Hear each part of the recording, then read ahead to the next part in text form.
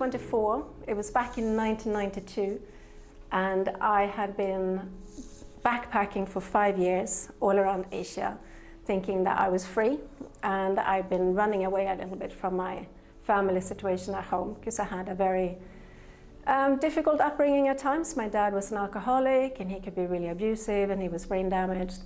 And then when I left home, it was like wonderful. And then I met a man when I was traveling. He was 10 years older than me, and as we got together, I actually fell in love properly for the first time. And I went from being a really happy, I thought anyway, happy, happy-go-lucky, always being able to see the positive side, kind of 20-something, and then suddenly I became a mess. And our relationship ended, and I ended up being in London by myself. The only one I knew was this guy, so he would actually be the only one I would actually meet up sometimes. And I just felt so lonely. I never felt a loneliness like that. And I used to be, before this happened, I was very, very fit. I used to compete in Kung Fu, believe it or not. I was a lot bigger in those days. And I couldn't even train. I couldn't go to the gym. I couldn't do anything, nothing. My body just didn't function. I was just engulfed with this overwhelming darkness. And one of my best friends, she used to suffer from seasonal depression, and I could never understand her when I was younger. And suddenly I realized, oh my goodness, I actually apologized to her because I, for the first time, realized what it felt like. And I had suicidal thoughts. The only one that smiled to me was the fruit man selling fruits by Belsize Park train station. And his smile in the mornings made such a big difference to my day, because I was the only one that actually saw me. And obviously he doesn't know what an impact he had, but it taught me the impact that a smile can have on your day. I was bulimic, and I just remember feeling like I was a shiny apple on the outside because I looked well, but I was completely rotten inside. And then one night I had a dream, and I saw myself hanging from the ceiling in my room. And when I woke up that morning, I knew I had to change. And I couldn't blame my dad anymore. I couldn't blame my ex. I couldn't blame the world for how I was feeling. And I prayed. I had been interested in spirituality, but I never practiced it. And this time I really prayed, and it was, I know now, that was like a mystical prayer. It was from my heart. And as I prayed, I was a bit impatient, so I remember sitting down on the bed thinking, okay, give me the answer, and nothing happened straight away. And then I just felt I should go back home. So the next day I was in Stockholm. I was walking past an esoteric bookshop. It was the only esoteric bookshop in Sweden in those days. I went inside, and immediately actually stepping inside, I felt peaceful. There was something about the bookshop that was just extraordinary. That's why I love places like this, because they bring that energy together.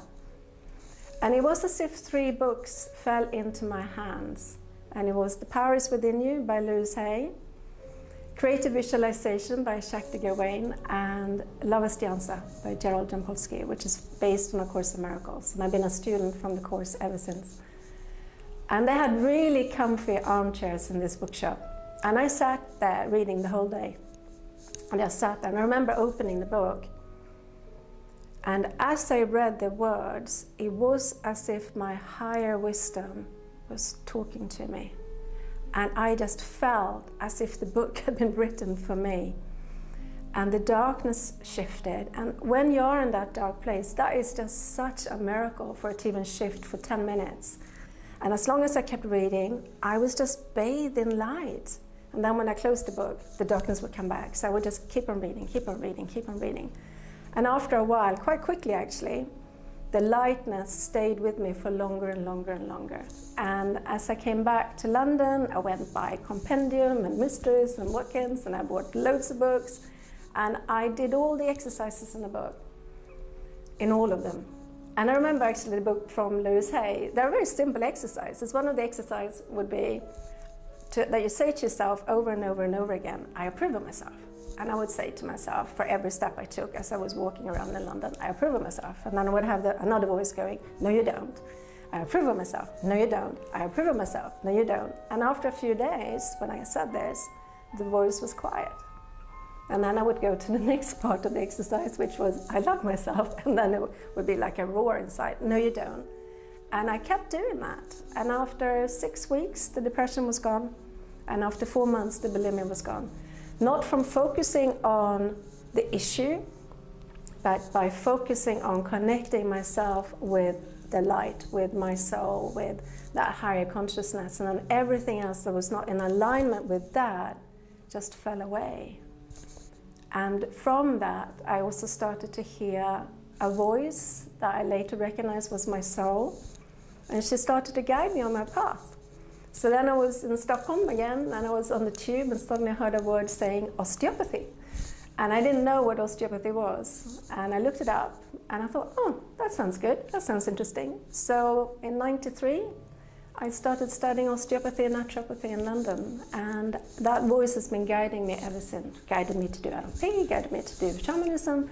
She guides me for every step of the way.